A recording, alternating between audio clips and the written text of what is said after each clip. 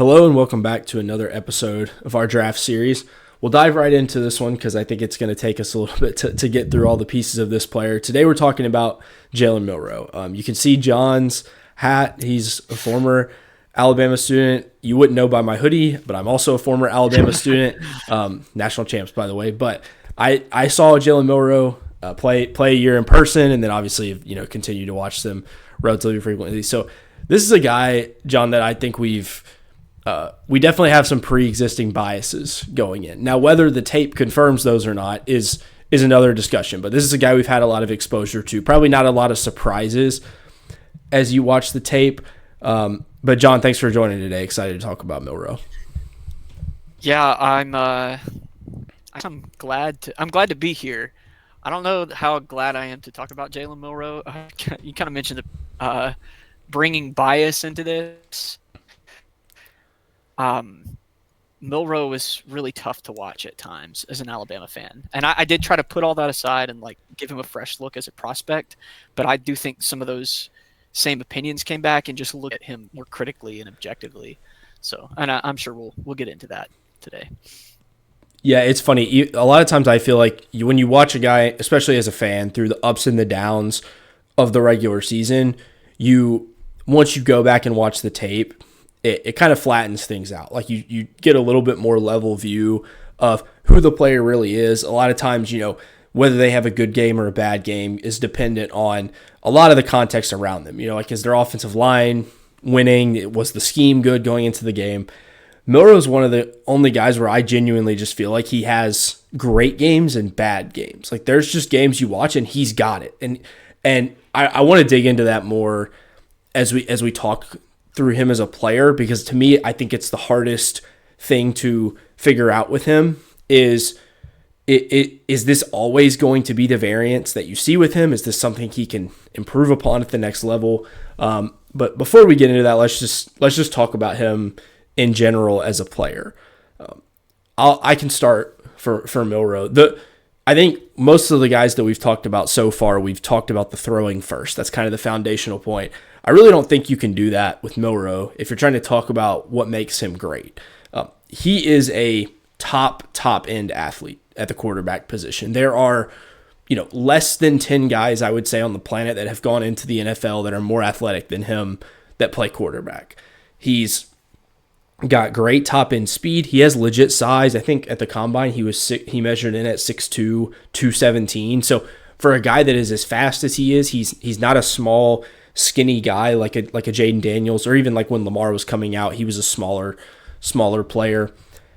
And he has legit speed. I mean, this is a guy when you turn on the tape. I remember I was just watching a few games before we started recording. There was a play against LSU, the long touchdown run he had, where the safety just takes Milroe makes him look like an idiot for the angle that he tries to take. He's used to running down quarterbacks coming from the second level, and then all of a sudden he realizes he's about 10 yards off, and Milroe shoots by him, runs for a 70-yard touchdown. So this is a great athlete. Yeah, and that athleticism, obviously you have two different staffs, so you're understanding that even though he was at Alabama for his career, he played in two very different offenses. And last year, the staff, I think even more, even though you give Kalen DeBoer as this pass first offense, I think that in offensive weapon that they wanted to utilize this year was Jalen Milroe's legs. They called a lot of designed runs because of that athleticism, and it's not even just the 4.37 that he reportedly ran. A lot of it is the burst. Apparently his 10-yard split was insane, which I believe, you go back and watch some of these runs and you talk about destroying angles and on line of scrimmage too. We'll get into this later. He ran east and west, and a lot of his big runs end up he is able to get the edge in a situation where you would not expect a guy who's 6'2", 220 to be able to get to the edge, and then he's able to turn on the jets and get downfield. So he had a lot of these runs, and that is the main thing that he brings to the table. And we'll get into this when we talk about him as a passer. his physical tools also extend to his arm strength because he's such a strong guy. He's so muscular. Um, he's able to fire the ball really quickly, and we can talk about his deficiencies. But really, the physical tools, he has a lot of those. Yeah, you talked about his ability to run east-west as well. I think that's one thing you see on tape, not only to create explosive plays, but that's how he gets out of trouble. When the blitz comes, he does not have to be a guy that is perfect about stepping up in the pocket and timing his throws perfectly. A lot of times you see he's just going to run around the edge. He's just going to run around that blitzing nickel that's trying to put him in a difficult spot. And he has the ability to actually translate those not into just short gains, but legitimate positive gains, because as he gets that angle toward the sideline, he's going to pick up those extra 3 or 4 yards that almost nobody else is able to get. I do think you see sometimes where he got in the habit of doing that too much. I think there's times where the play is blocked for a certain gap and he tries to hit it outside. And I think by the end of the year, teams caught on to that, and their corners, like I thought Oklahoma did such a good job, both from the D-line and their corners, of keeping contain on him. And you saw it really hurt Alabama's offense in that game. I mean, there's more than one problem with their offense in that game, but that was one of the things I thought that they, founded their defense on in that game, was let's keep him inside the box, and then maybe we can do something with him. He's obviously an elite runner. If there was one thing I had to nitpick about his running, I do think it is very straight line. I expected to see a little bit more juke moves, spin moves, any of those kind of things. I don't think he is a super developed runner in terms of I don't think he has running back moves or anything like that, which is fine. He's a quarterback. It is what it is. But I do think there's some opportunity for him to improve in that. I think there's times where he's in difficult situations and ends up getting tackled, where if he was able to put his foot in the ground and plant and make a decisive cut, I think you would have even more opportunity to use his athleticism. So that's kind of one thing I see with his running that maybe he could improve upon. But overall, I mean, this guy is an elite runner. I do completely agree. I think at times, as athletic as he is, he looks a little out of control when he's running. He lets his speed get ahead of him, and I think that's why he has such a difficulty trying to make people miss. He is a straight line runner, and when he beats the angle and gets the edge, he can be gone very easily. He is going to be one of the fastest guys on the field, but I don't think he's going to be one that makes a lot of people miss, just because that's not what he's done at Alabama, despite being a great runner, an elite runner. Yeah. Few other things on the running that I had.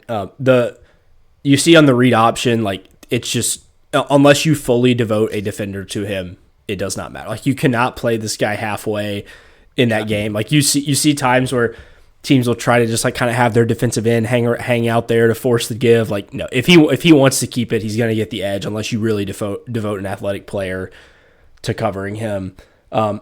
I thought you also, you talked about the explosiveness earlier. You'll see that at times where he gets out of the pocket, and he shoots out of the pocket. Right? If he finds a gap, he's going to get out quick. The only other kind of concerns I had with him as an athlete, as a runner, was I thought there were times where he could have used his frame more. I thought as the year went on, he did that a little bit better. But for a guy that's as big as he is, in some ways it's a good thing, because I don't think he took a ton of ridiculous contact at the college level that would have you concerned about injuries. But I do think that there are times where you see he kind of like you said, when he gets ahead of himself, he's just not grounded and controlled in his body to where he can't lean on guys. He's kind of out of whack. That was one other thing I saw. And then late in the year, I actually was surprised that this wasn't more of a problem early in the year as I was watching the tape, but he fumbled a lot late in the year. That became a much bigger problem with his game. As I was kind of disappointed as I got to the end of the year, and it's oh yeah, these were pretty bad, because I thought early in the year it was pretty clean. I think some of that also goes back to the unorthodox movement, putting yourself in awkward positions. There's times, in the Auburn game, he's kind of in a weird spot. He gets hit from behind, the ball shoots out. It's a position where it's really hard to protect the ball in that spot. So I think he does have opportunities to improve there as well. Yeah, and I think we'll come back to this. I think some of his struggles, I think, increased as the year went on, and I think a lot of them were mental as well. Yes. He does have some decision making that I'm going to critique later, but I think that uh, he he. I think he did start doubting himself. I think he heard a lot of the noise. There's a lot of pressure on you as the quarterback at Alabama, and I think that really got him as the year went on. And I do think some of that was a little bit of, the fans are at times unfair to you, but it's the job. And, if you're going to be an NFL quarterback, you're definitely going to receive a lot of criticism. Um, I do want to kind of revisit, because I mentioned this earlier, but I didn't say it exactly. He does go east-west a lot as a runner, and I think he does that too much. I think you may mention that, but Yep.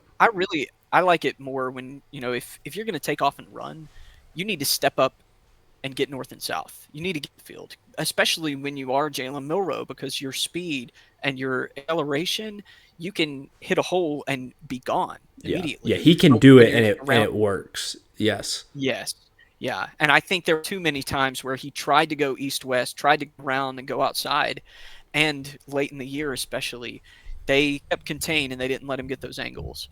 And I think there were situations where if he steps up, he can get 6, 8 yards, or potentially, split the safeties, go all the way. But he's kind of always looking for that run, and it kind of led to negative plays where he didn't take those intermediate positive gains. Yeah, yeah, and that's for him. Like when I think about a quarterback running sideways in my head, I picture Baker Mayfield just like scrambling towards the sideline trying to find a throw. But I think the reason you think about a guy like that is he can't get upfield. His speed just does not allow him to. So he's forced to just take whatever angle he can get. That shouldn't be the case with Milroe. Milroe should be able to dictate the terms of his running game. So I agree. I think that's something else that he can improve on there. But yeah, overall, this is a big plus for his game. Like there are very few guys that I've watched that are as talented and as effective of a runner as he is coming out of college. So okay, let's get to the throwing now. This I think is probably the most interesting thing to talk about with him because I think it's the most balanced between really good and really bad in his game. So John, I'll let you start here.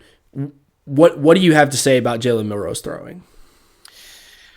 I think that he does have a really strong arm, and it's something that um, I do kind of keep referencing watching him as a fan. But I have watched this guy for several years now, and I noticed it first in Alabama's spring game a few years ago, where he made a throw up on the sideline that it's like he's the only guy in that quarterback room who is making that throw right now. He has that elite zip on the ball, but his mechanics are kind of all over the place. Yeah. He's a guy that you'll watch in one game and he throws the ball one way, and then there are plays where it's completely different. There are entire games where it's completely different, and I think that really affects his accuracy. At times, he can have really nice placement, nice touch on the ball, and then other times he's a mile off. Like he is nowhere close to hitting receivers. And I think that from a fan perspective, and also from like going back and rewatching this, that was the most frustrating thing. It's like if he had any amount of consistency in his game, I think that Alabama would have ended this season a little bit better, and we would have been more competitive in a couple of the games that we lost, specifically like Michigan and Oklahoma. Yeah, he and Riley Leonard are the two guys I've watched this year where their misses are like you have to rewind it and be like, wait, did that ball seriously just land where I think it did? You don't like, know who he's throwing to. Yeah, they're like, there's no way there's no way that he just threw the ball and it landed right there. But then there's other throws like we'll show a few on the clips that like when he'll throw it deep down the field and it looks perfect. So yeah, it's like it's very hard to parse through. You kind of have to try to figure out why exactly he's missing like that. I'll kind of talk about some of that when we get to the mentality part of his game because I think some of it comes up there as well. I think you hit on it well though with like there is very inconsistent footwork with him and just overall like his throwing motion because it's so violent and so quick. I also think that directly contributes to the fact that like there are so many balls where he just fires it at a receiver and when you pair that with the fact his ball placement stinks, like I felt so bad for Bama's receivers watching them because I'm sure that they, like, if you go to the PFF, like, sort by drops, I'm sure they're way at the top. But in this case, like, to me, that drops are a quarterback stat as much as they are a receiver stat, because there's so many times where, like, Bernard or Williams or whoever is running full speed across the middle of the field and then having to reach back across their body to make a catch. Or even on the bubble screens is where I noticed it a lot. Guys completely lose their momentum. They get pulled into a defender because the ball is not where it needs to be. And it doesn't result always in an incompletion even, but it just puts your guys in a really tough position to make plays after the catch. And when you have Ryan Williams, sometimes he still just goes and makes that catch and then somehow still creates yards after the catch. But that's not normal, right? That's not what you can typically expect. So that is something that concerns me with him. And I think that you see it kind of to all areas of the field. Like, you see intermediate routes will be behind. They'll be over the receiver's head. He's missing high. You see it on the boundary sometimes where, occasionally it'll be on, but others it's nowhere close, and guys are trying to attempt circus catches and missing.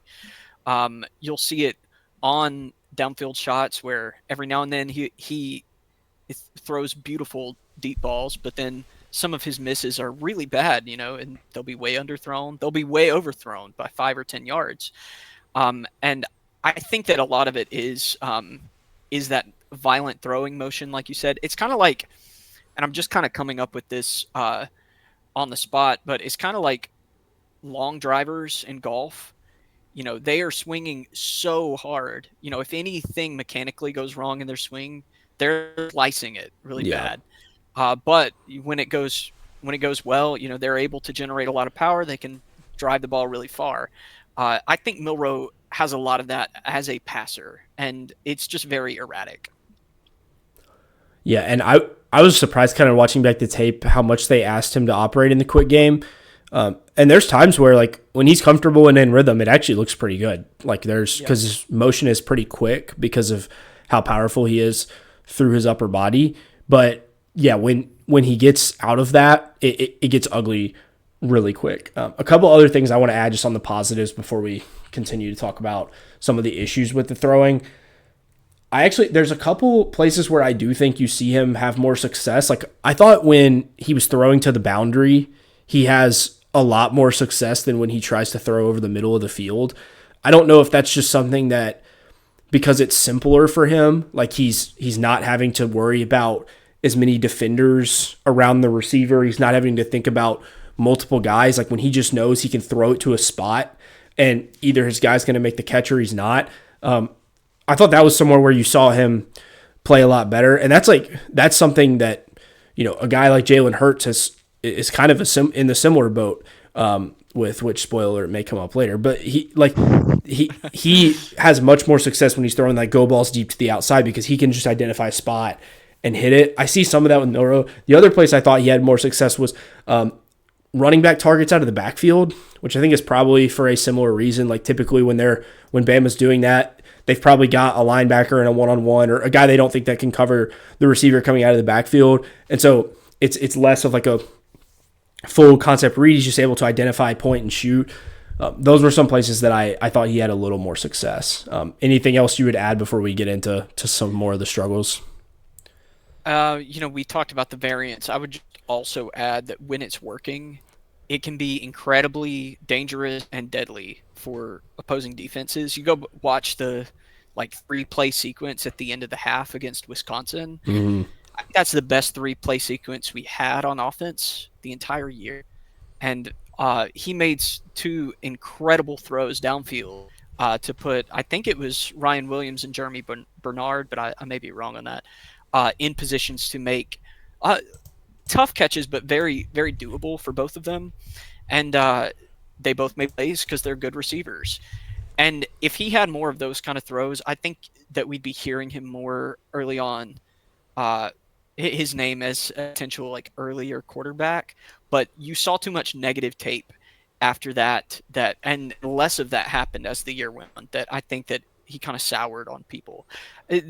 You do have to bring up after the Georgia game or somewhere in there, Milroe was talked about by a lot of people as, he's the Heisman frontrunner or Yeah. potentially a first round quarterback. He could go top 5, top 10. He was getting a lot of hype at that point. And I think that might have also contributed some of his mental struggles as he went throughout the rest of the year. Yeah. Yeah. He was, I mean, he was my Heisman pick coming into the year. And after 3 games, I felt very, very good about that. Like it was, early in the year, it looked great. Yeah. I think the receiver play is very important to take into context because you do see his receivers adjust and win at the catch point a lot. And if he did not have guys like that, I mean, the numbers are starting to look even uglier for him. That's a couple other things just in terms of like the accuracy, the ball placement, things like that. I think there's a lot of times where he just leads a guy away from the angle that the route is carrying him. It's not necessarily that it results in an incompletion, but it just prevents the receiver from being able to catch the ball in stride and continue to go upfield. But yeah, overall, it's like I see why there were some struggles with that receiving room this year. And like I think a guy like Bernard, I would be willing to make a bet on him bouncing back after that kind of year. Definitely. And you mentioned the receivers. You have to think about how that kind of quarterback play impacts. We've seen quarterbacks come in and struggle and lose the lock. Zach Wilson, pretty openly, the locker room lost confidence pretty quickly in Zach Wilson and guys like that. That happens with these with some young quarterbacks when they play, and that really happened with the Alabama receiver room by the end of the year. The body language on field was not good. Yeah. Yeah, not great. One thing that does go along with that, though, I think you mentioned the idea of the locker room. After I hand this off to you, I'm going to turn my light on because it's starting to get dark in here. One of the things that I do think inspires some optimism about Milroe is the character. Seems like by all accounts, people really like him. I think I read from multiple places that he was the best quarterback interview at the combine. Comes from, I think, a military background, like military parents, so not surprising. But I think back to the USF game 2 years ago where they bench Milroe and go out and play like the worst football game you've ever seen. And then it was clear, it was like almost from that point, like, did the team just like stage a mutiny because they benched him after losing to Texas? Like, it was so ugly. And then you saw the rest of the year, they really rallied behind him. Like, it seems like his teammates really liked him. And even this year when things got ugly, like I didn't feel like there was a lot of like animosity or dislike towards Milroe from the other players. So I'm curious. I'm sure you'll have some stuff to add there. I do think if you're taking a guy and hoping to develop him at a high level, I cut out there for a second. Yeah, I got you back. I think if you're taking a guy and hoping to develop him, like Milroe does have the mental makeup that you would hope to see for a guy that you're putting in that spot. Yeah, I definitely agree with this point. I think that he is a guy who's going to outwork pretty much anybody on the team. By every report, he was one of the first guys to buy into the new staff. It could have easily gotten into a situation where, Nick Saban retires, all these coaches are gone. We could have seen a huge mass exodus, like some people kind of portrayed was happening online. Just a couple key players. We returned a lot of what we had, and a lot of that was because of Milroe's leadership. It was a guy who had been everything with the team before. You talk about the benching after the Texas loss, the ugly rain game against USF, and then he comes back and everybody kind of rallies around him.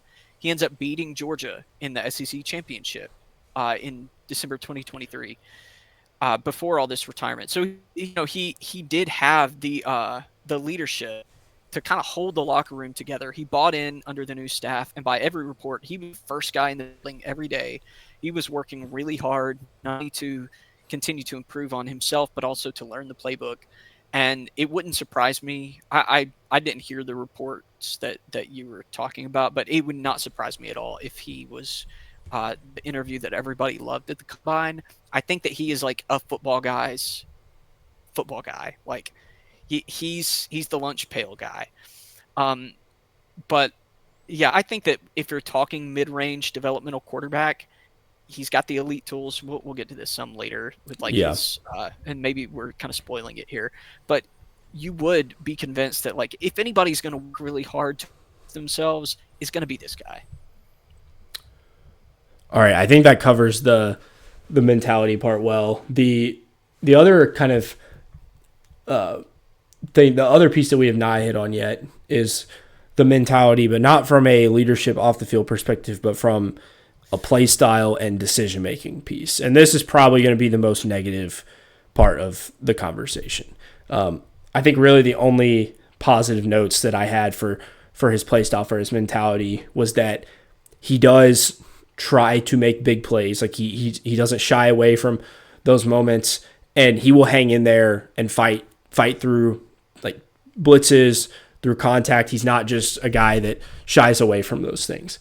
Is there anything else on the positive side that you want to call out before we get into the other side of it? No. Okay. I'll let you start. What are the biggest issues you think with his play style, the way he approaches the game? Well, this maybe goes into like some of the anticipation. I think he anticipates well at all, so I don't think he sees the field well.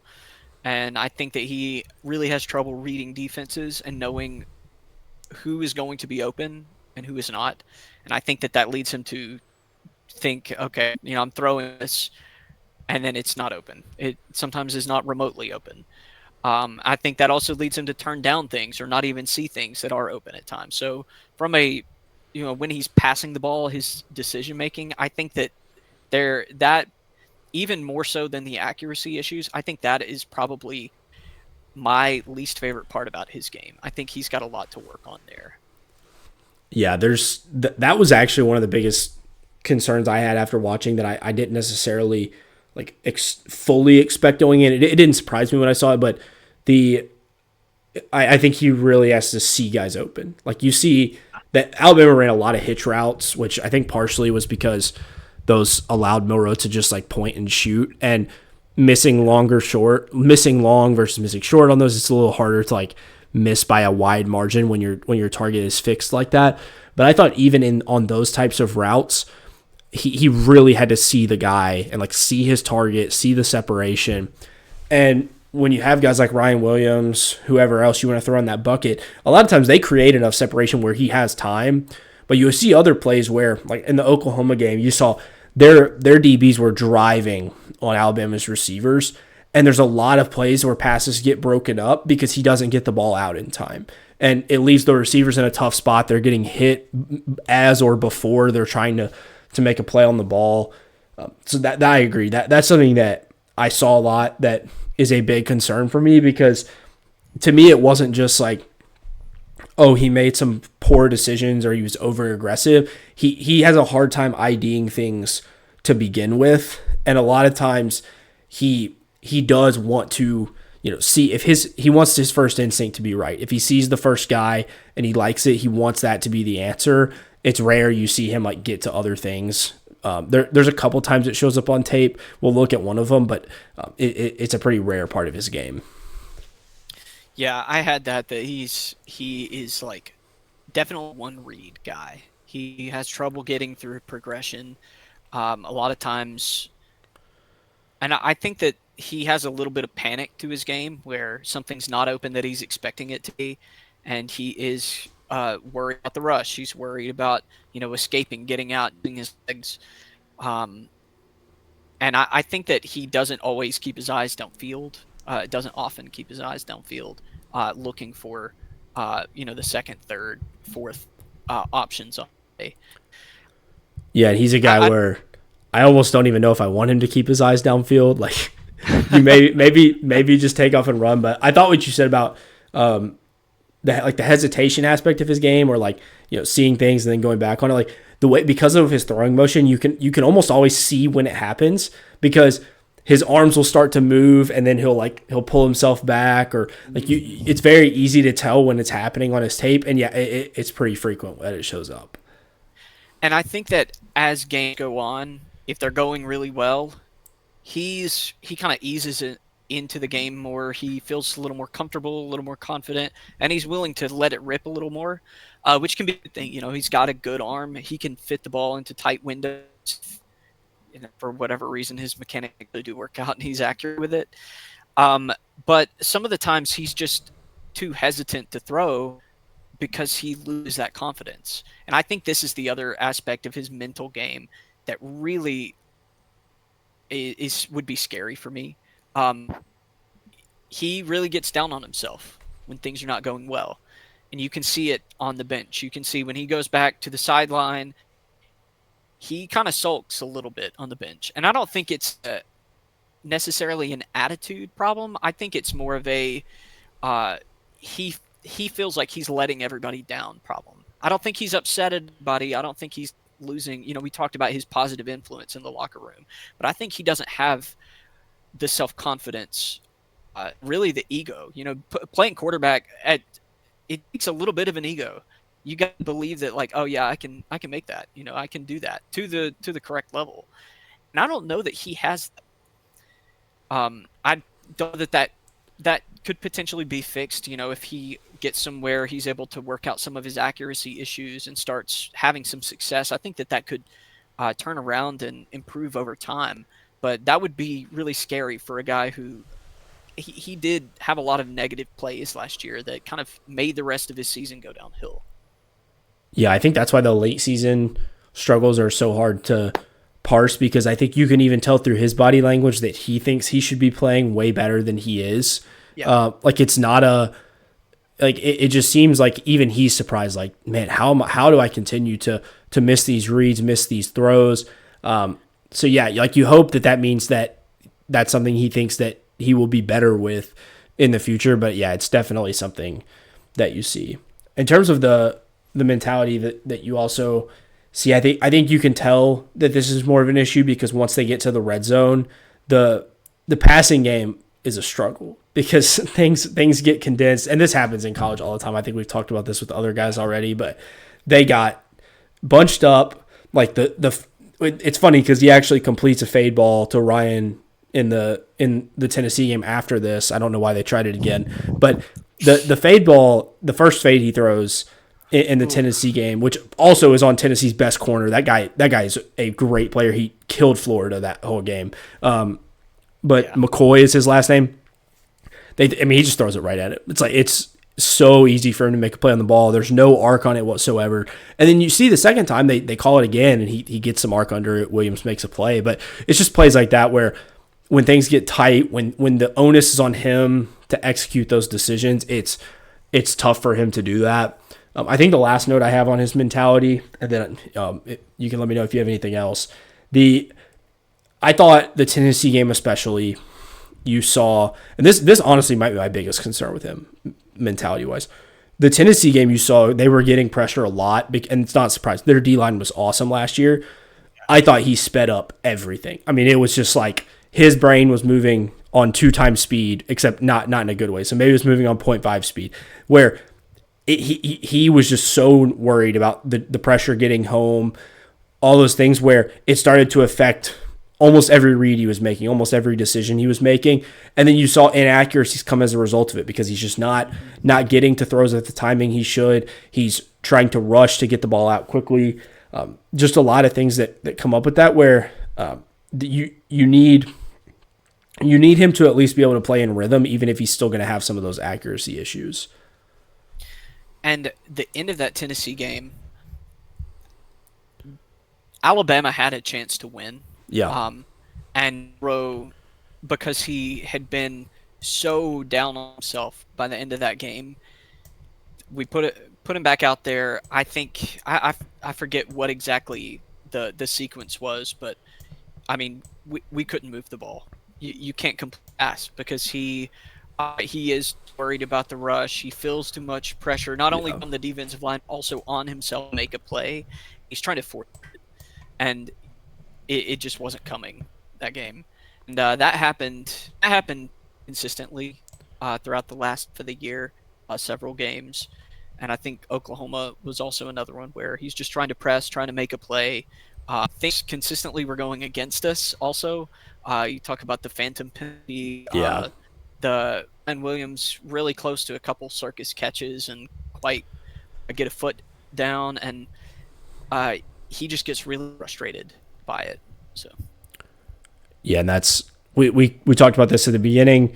I think it's the hardest thing to figure out with him as a prospect is how do you explain the terrible games, the flat out just flat out duds. Like I still I think from a prospect profile perspective, I would rather see him have some great games and some really bad ones and think, okay, maybe he can start to put that together more consistently. Maybe there were some consistent issues in those games that if he works through, means that he can overall become a high-end successful player. But it's so hard to watch those games and come away thinking like this is an NFL guy. And that's why, I mean, you have to take the whole picture. But I really struggle to understand how to explain how you can have such highs and such lows. I think the mental part is something that you talked about that definitely plays a part in this. I think if that's the one question to me that if I could get anything answered about him, it would be that. And I think I would have a much clearer picture of how his career goes after that. yeah, and this is maybe moving into like some of the bigger discussion about like how we sit in the NFL or projections for grades. So I don't know if you quite yet, but I think for like great games and bad games, revisiting some of those good games,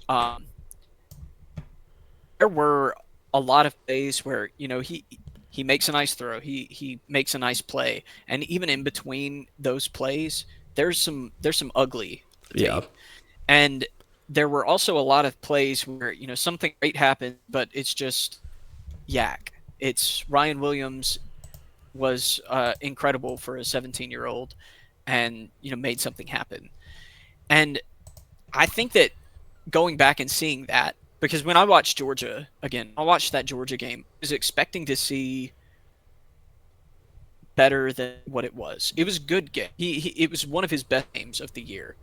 But I was expecting it to be mostly Milroe, and I came away thinking it was running the ball, and then he had a couple of throws, and then Ryan Williams made a handful of incredible plays.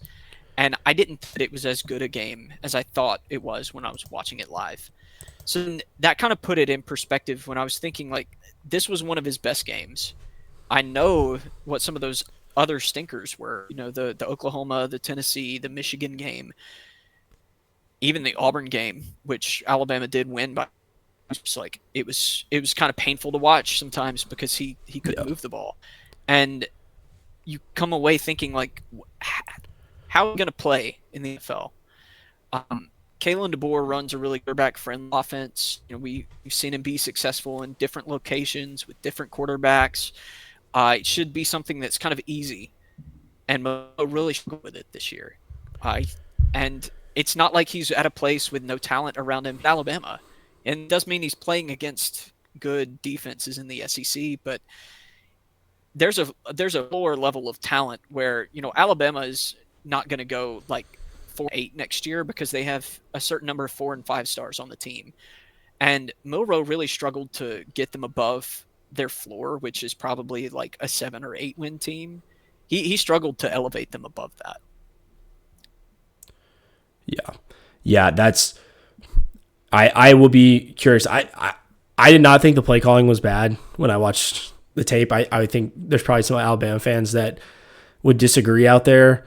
I don't actually. I think that they tried about everything that they could. There were times they went to like heavier sets to see if they could simplify things for him. There were times they really spread it out and tried to use his legs as a weapon. I think by the end of the year, just none of it was really working, and I don't. I thought they tried to find answers. Okay, let's get to the clips here, and then we can conclude with some comps and a grade for him.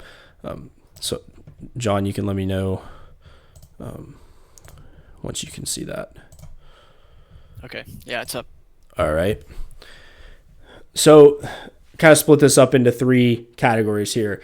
The Georgia game, which by the way, like you mentioned, it's really more of like a great quarter than it is like a great full game performance. But you see a lot. Like it's very impressive.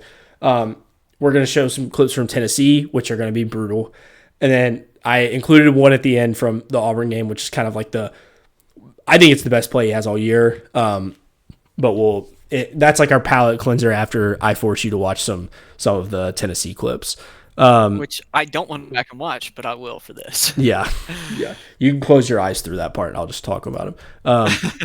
So Georgia here, you're going to see some of the athleticism. This was really on display in the Georgia game. In this clip, Milroe drops back, and I think it's 52 here, is going to have just an insta win against the protection. I mean, you see, we've got some sort of protection bust here. It looks like the right guard thinks that he's supposed to pass this off. I have no idea why he thinks he's supposed to pass this off because Pritchett can't block two guys at once. But whatever. He passes it off. You see Milroe immediately step up, make a guy miss, and then makes Malachi Starks, who's probably going to be a first-round pick, just runs right past him and picks up a huge explosive gain. These are the types of plays that, this is why you take a shot on a guy like this, because he can do things that almost no one else on a football field can.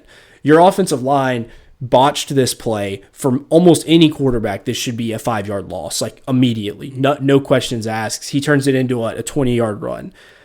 These are the types of plays where if you think that you can help the other stuff get better, then you almost have to take a swing because it's such high upside with these types of plays. You mentioned other quarterbacks who even are good with their legs, they might step up and get 5 yards, and then Malachi Starks gets them. Milroe makes this 20 yards because you're not expecting someone his size playing quarterback to be this athletic and to be able to beat you to the edge and get that far downfield that fast. Yeah. You see Starks break down there like he expects to just be able to, get down, see which way Milroe goes and makes a tackle. By the time he does that, Milroe's gone, right? He has no shot. Yeah. All right. This next clip, I think this is a good example of his arm strength. You're going to see some of a few mechanical things here as well, but Milroe drops back, and this concept is really designed. It looks like he's reading this linebacker here in the middle of the field, number 2. We've got this little hitch route from the tight end. If the linebacker comes down, covers here, he's got, I think this is Williams in the slot. If not, then he can throw the hitch and lead him upfield. And he does a good job here. He identifies it. It's not there. Makes the throw to Williams. What I see here in this clip is he's basically throwing this flat-footed after pump faking, and there's legit zip on this throw, on this ball. When he gets it to Williams, this is not a short throw. I mean, this is a throw that's 15 yards down the field. You see here, flat-footed, whips it out there. Williams makes a good play. You can see the arm strength there. I mean, he doesn't have to be perfect with his footwork when he's got arm strength like that. No, and it does come from that really powerful upper body, like you talked about earlier. He can really whip it around fast and get it out. And he doesn't have a long, drawn out motion. He's got a pretty good compact motion when everything is working right. Yeah. All right, this one I don't need to say much. Let's just sit back and watch Milroe let it rip. And let's watch Ryan Williams have some fun. Oh, he's such a good player. These are the types of plays. I think you can make an argument this throw from Milroe is not perfect, but he lets it out there for his guy, and you see there he's getting contact coming up the middle as he's releasing this ball, and he still has the arm strength to finish through this throw and get it deep enough without really being just able to step into it. Where again, poor Malachi Starks gets to deal with somebody else that's more athletic than he is. Ryan Williams makes a great play here, and Alabama gets an explosive gain. These are the types of plays early in the year. It felt like Bama really didn't even have to be that good down to down because 1 out of every 7 plays was just going to get you 50 yards. And that when Milroe's at his best, that's the type of offense that you're hoping you can run. I think one of the things that these plays trained him to do that ended up hurting us was, Ryan Williams is down there somewhere. He's going to make a play, so I'm just going to put up, and he's going to figure it out. And when teams started keying on Ryan Williams as the year went on, went away, and then there was nothing else to. I don't But have the. I don't mean to take it away because like this is a great play, Oh yeah, and you mentioned him getting the ball out and getting it downfield. He amazingly was not underthrowing this ball, even though he had multiple guys in his face while he's getting it downfield. yeah, no, and it's a good point. I think the Tennessee game. I don't have the numbers in front of me. He threw at Ryan Williams every play. I mean, it was like Yeah. over and over and over. To the point where, yeah, it did start to hurt the offense at times. I don't know if any of our clips from the Tennessee game will demonstrate that. But speaking of that, let's get into some of those clips. This first clip is just going to show some of the hesitation issues you see with Milroe. I think this is Bernard is just going to win immediately up the seam. Flat out bust from Tennessee. I would assume that this safety is responsible for this, and he just gets caught up in the eye candy with the tight end. But the weird thing about this play is the hand is straight up in the air. I think he's looking right at this. Like I think he is. And then you see he kind of hesitates, gets happy feet, and then tries to throw this out to the boundary to, I guess that's Justice Haynes. These are the plays with Milroe that just leave you really confused because it looks like he IDs this correctly, but then he just doesn't trust it. He hesitates a couple times, he pump fakes once, and then he throws it out there to the running back. And the funny thing about this is if he throws that ball accurately, that's still a big gain. Like the running back's wide open there down the sideline, but because he's out of rhythm, because he hesitates, because he's already pump faked one time, even that throw does not get executed. And that's, you can see those issues just start to compound for him as he doesn't trust the initial read. Well, and you can see the corner on this play who is not supposed to take Bernard up the field very clearly, but he thinks, oh man, okay, this coverage is blown, and Milroe's about to throw it to him. He peels off the running back to go take Bernard, and that's what opens up Haynes here. But he has enough time to actually get off the running back and go to Bernard in the time that Milroe is thinking about throwing it and decides not to. Yeah. I mean, this was a problem pretty consistently where sometimes even when guys were open and seeing it, still doesn't throw it. He hesitates way too long to get the ball. Yeah. And you understand why those issues started creeping in, but I actually thought there were a lot of snaps where when he sees somebody and IDs it, most of the time he's right. There were a couple times like in the OU game where he doesn't see the linebacker dropping out to the flat, just blindly throws the hitch route, assuming that he's got off coverage, and it results in a pick six. There are some of those throws, but he's not completely blind when he trusts what he sees. It just becomes a big issue for him. Okay. This clip here, there's not much to say other than just this is one. I just had to show one of like the inexplicable misses that you see on tape with him. Ryan Williams is going to come across the field here. I mean, it's not close, right? I mean, it's too far up the field. It's behind him, etc. The only thing I can really think of here is that he's too concerned about this underneath defender and is so worried about getting the ball up and over him that it just affects the throw. But you just see, I mean, it's plays like this where if Williams catches this in stride, I mean, the safety may not tackle him here, right? Like this could be a huge play, and it's just a really bad miss. And I don't remember exactly, but is this that last drive that I was talking about earlier? Yes, the last couple of clips, this is from the last drive of the Tennessee game.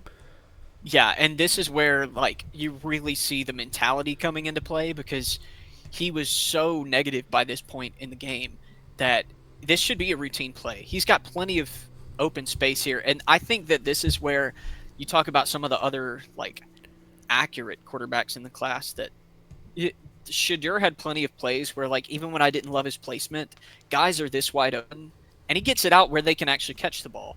And Milroe struggled to that at times. And this was the one that I think I really find. This was the play where I was like, if Alabama had any other quarterback on the field, that probably is a completion and we still have a chance in this game. but Milroe missed it pretty bad, and then we ended up not doing anything after that. Yeah. And we got a couple more, so don't spoil the result yet. No, just kidding. This is another play where if you watch Milroe specifically, he's throwing this to the flat. But watch Milroe on this first part.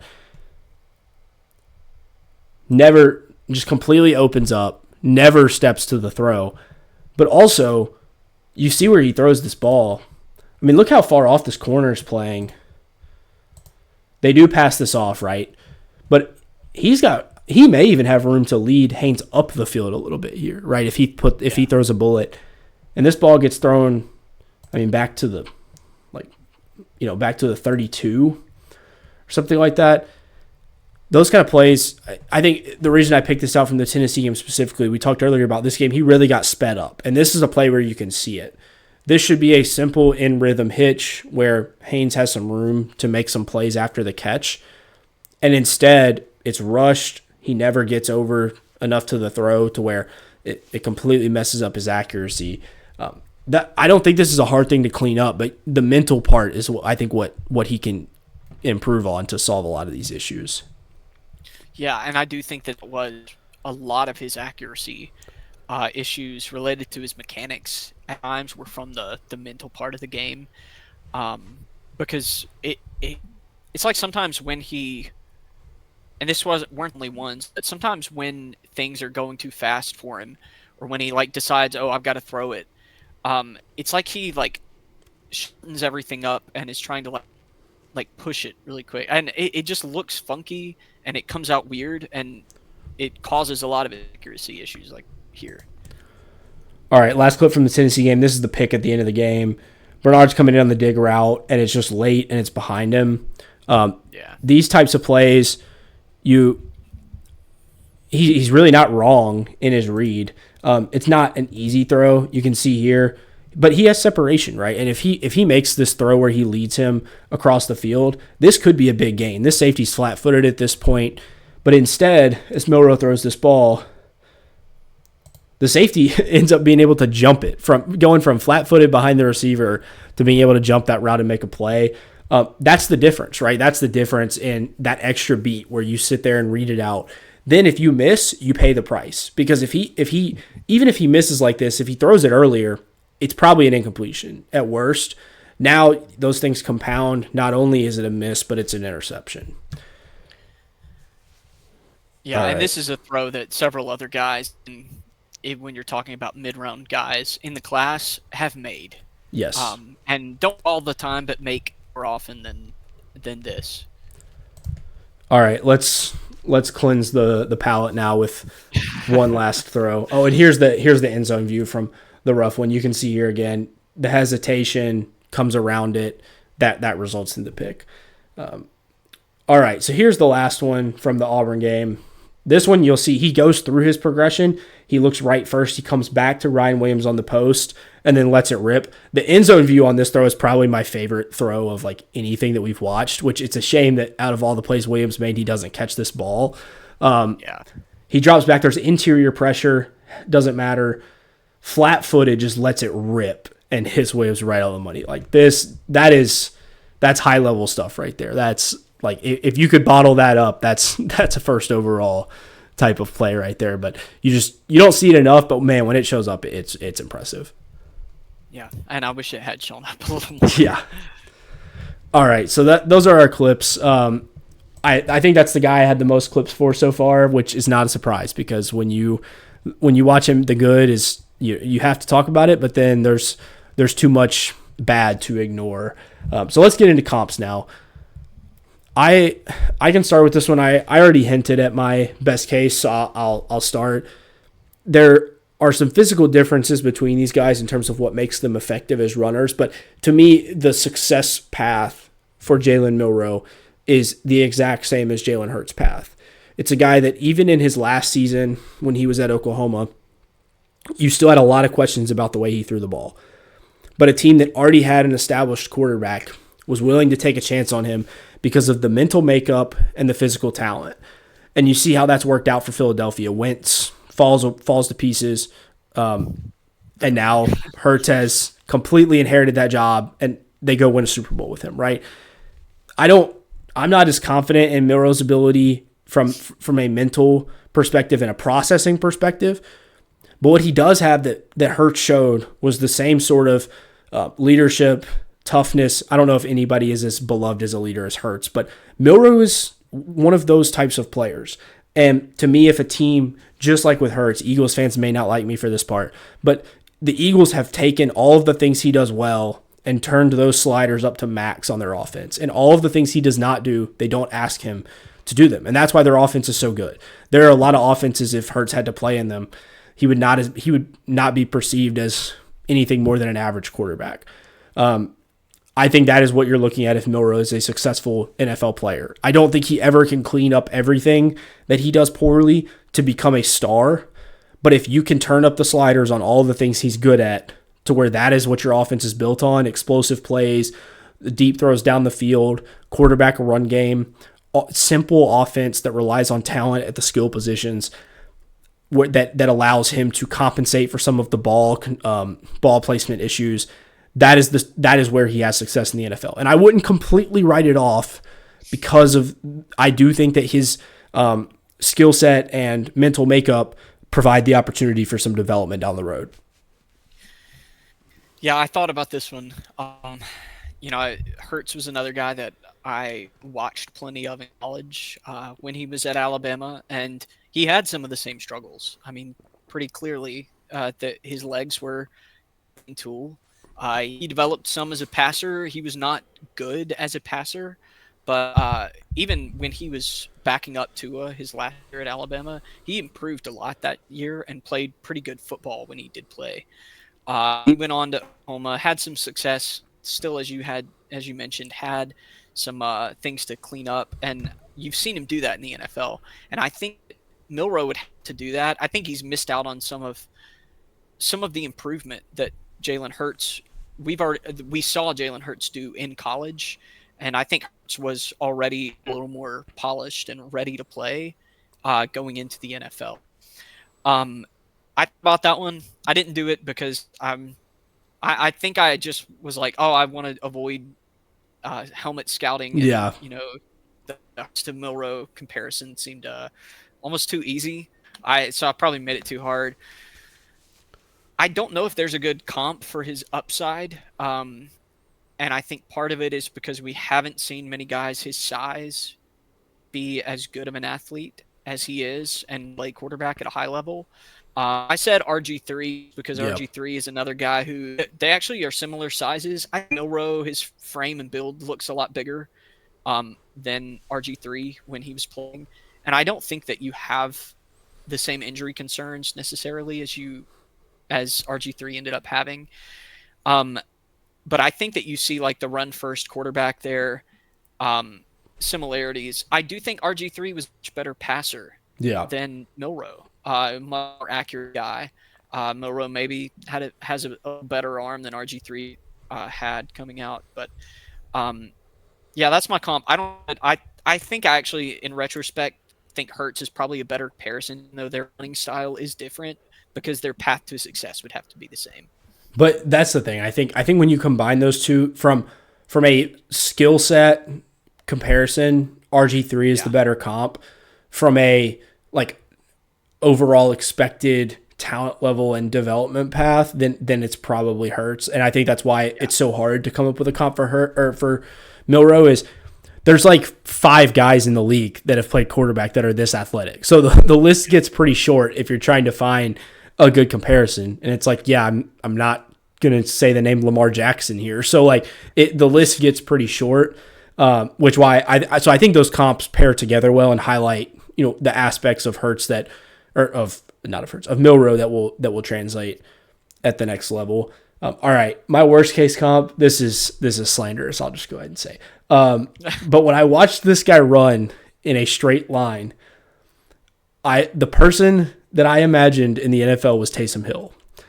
So I'm not gonna be Bill Polian that tells Lamar Jackson he has to play wide receiver, but I'm just saying if it doesn't work at quarterback, which I don't think it's going to if I had to bet, there is a role for Jalen Milroe on an NFL team with the level of athleticism that he has. So you're saying the Broncos should draft him? And That would be great. That would be great. The straight line running is really what like made me think about this, and I was also just trying to think about like what is really a worst case look like for these types of athletes. Usually, it's not just they wash out of the NFL completely. You think about even like Terrell Pryor, a guy that played quarterback at Ohio State, ends up playing wide receiver in the NFL. I don't know that Milroe could play wide receiver just with the Pryor was like a crazy athlete and was also like was big. Like he had legitimate height. Milroe's not that guy, but to me that's why I ended up with kind of the like funny comparison is I really do think that his athleticism is good enough where if it clearly does not work at quarterback, I don't think that's the end of the story for Milroe. I don't want to be the person that said this guy's not a quarterback. He can never play quarterback. I think he should go into the NFL and try to make it work. But yeah, I'll go Taysom Hill. Yeah, I actually really like that one. I think the idea that he would switch positions after things probably don't work at quarterback for him. I think that's a viable option. If he wants to stay, he may have to do that. My worst case comp is picked think of like the big fast quarterbacks who didn't work.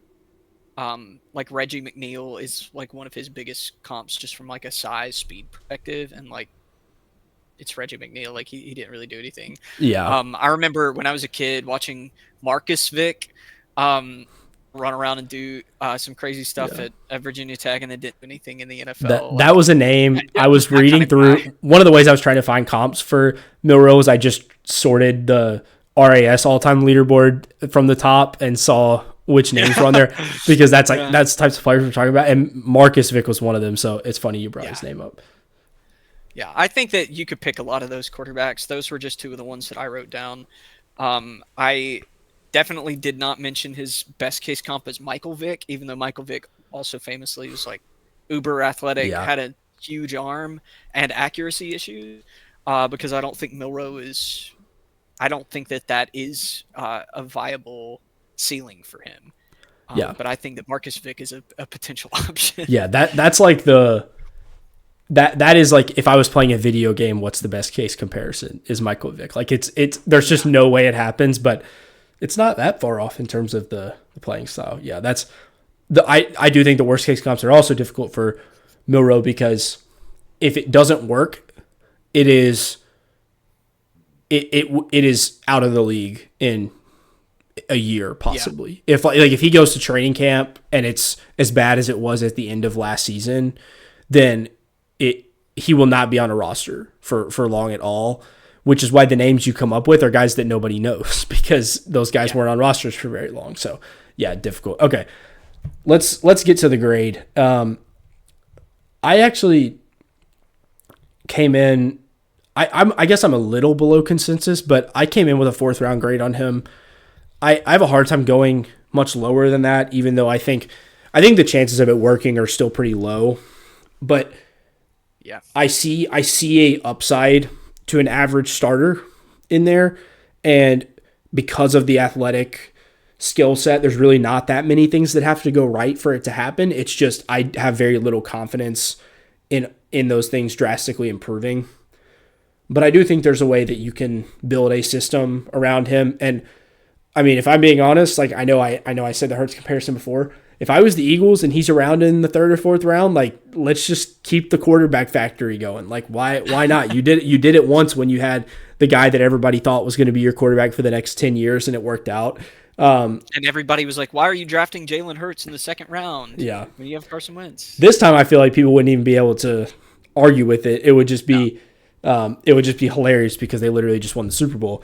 But I do think, like, again, this is a guy where I think we'll get to some guys soon that we talk about, like Shuck and maybe a couple other guys that are more guys you would probably want to play early. Milroe's not one of those guys. He's not super old. He was born in December of 2002, so he's not a super old player, and a guy that really does need to. I think he could use some time to completely reset his mental game and build from the ground up, learning a new system.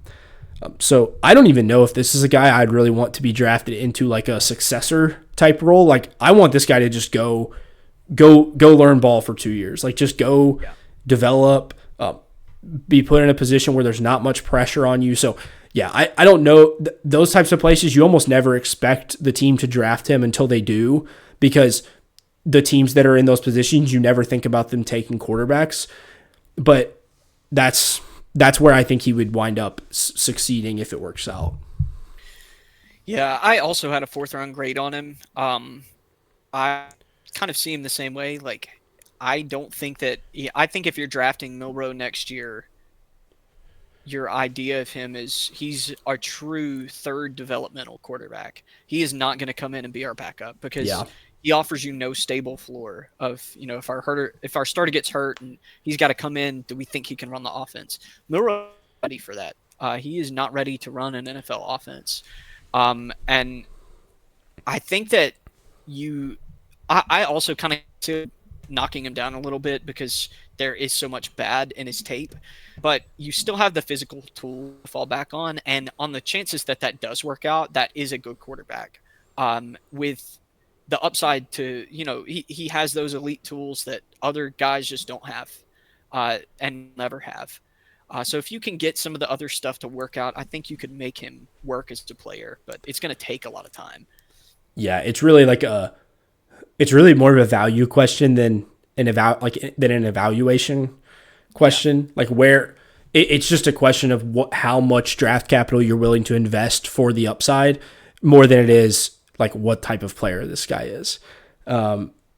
These types of guys, I told you before we started recording, the Milroes, the Richardsons, which obviously I liked Richardson a lot more than Milroe, but those types of guys, I always have more notes on them than anybody because they do so many things. They do so many good things. They do so many bad things. It makes for a very interesting watch. Okay, the last thing I think we got to talk about, and I know we've gone long here, so we'll keep this part short, is I think yesterday it came out, maybe the day before, that he has been invited to the NFL draft, which for those of you who don't know the significance of that, in most years, I would say that's not really that big of a deal. A lot of times 20, 30 guys get invited. You'll oftentimes see guys last into the second round, third round. They get invited. A lot of times it becomes pretty awkward when that happens. The camera gets put on them, especially for a quarterback who's in that position. You saw it with Levis, who a lot of people thought had a chance to go top 5 2 years ago. All of a sudden, the camera's on him for half the draft as he's just looking miserable. Yeah. And then the Titans end up coming back in the second round and taking him. Because of that, the NFL has decided to only invite a small list of players to the draft. Jalen Milroe is going to the draft. Like, he's one of the probably 10 to 15 players that are going to be there. I think there's two ways this happened. The first one, which is what I believe, is he really wants to be there. He just wants to be there. His family wants to be there. They asked the NFL if he could go. The other option is someone is taking him guaranteed first round, and the NFL knows insanely high. Yeah. And I just can't, to me, that is possible. And for other players, that would be what I would assume if I saw this. If I saw that, I don't know, who should I say? If I saw that Michael Williams was on this list, I'd be like, okay, somebody's probably taking him top 15, right? Somebody really likes him. Yeah. I just can't get that. I just cannot believe that is going to happen. If it does, that's going to be really funny that this was the giveaway that someone is going to take him. But I don't know. I would still be very surprised if he goes first round, albeit with this sort of news hanging out there. It would be very funny if this is what gives it away. Well, and looking at consensus boards, I don't think that we're the only ones that think that. He's early on in the process, probably at the end of the season, was probably in the discussion to be third quarterback range. He's really slipped to 5, 6, even 7. Some people have him very low on their quarterback list. I probably would too if I, once we get around to ranking everybody. But yeah, I think that no way he goes first round. I guess I shouldn't say no way, but there is a very, very slim chance that he actually goes first round. I would be floored if he does. I don't know why he got invited, but I know when you told me about that, I couldn't believe it at first. And that's the hard part is they reported before, like we're probably only going to invite 8 to 10 guys. I don't know. This may just be I never saw this. Like I could have never seen it, and it could be out there. I didn't never really see he was invited. I just saw he's going. So that's where I wonder, like, did he did accept the invite? Is that what it said? I think so. Actually, okay. I can pull up. I'm gonna call it a tweet. I know that it technically. So maybe. So then I guess I don't know. Like I still wonder, did he just say like, "Hey, I really want to go. Can you let me go? I'm fine if I sit there the whole night and don't get picked. Like I want to be there when I get drafted." I still think that's possible. Yeah. It says he accepted an invitation. Okay. I mean, I don't know. That is going to be very strange. I really think the only way that happens is if a team just already decided that they're taking a quarterback and then they don't like Sanders and they don't like Shuck, I could see a path to him being your QB2. So if that's the case and you decided we're taking a quarterback, I guess that's how you get there. I will still be stunned if that happens, even with this news. Yeah. Sorry, I was just trying to find if I could see a list of people invited to the. Yeah, and I don't know if that's been leaked. Actually, let's see. Matthew Golden apparently is. I don't see any others. Yeah, like I don't think that's something they've put out there because they don't want it to be an obvious like, oh, here's the list of everybody we're confident is going to go top 20. I think it's kind of just going to trickle out like who's accepted invites and who's going to be there. But yeah, it'll be interesting to follow. We'll have to come back around like as it gets close and see if there's any more intel out there because I don't know what to do with this information right now. But all right. That'll wrap us up.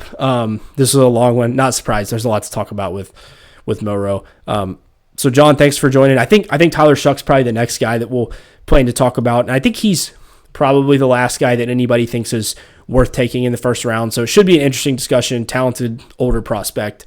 But yeah, thanks for joining. Yeah, thanks for having me. Roll Tide anyway. I mean, Milroe was up and down this year, but I still gotta be a supportive Alabama fan. Yeah, the Ty Simpson / Austin Mack / Keelan Russell era will be underway soon, and hopefully it will be a little more stable than the Jalen Milroe era. Yeah, it would be hard to be less stable. All right, that'll do it for this episode. Thanks everybody for watching, and we'll catch you soon.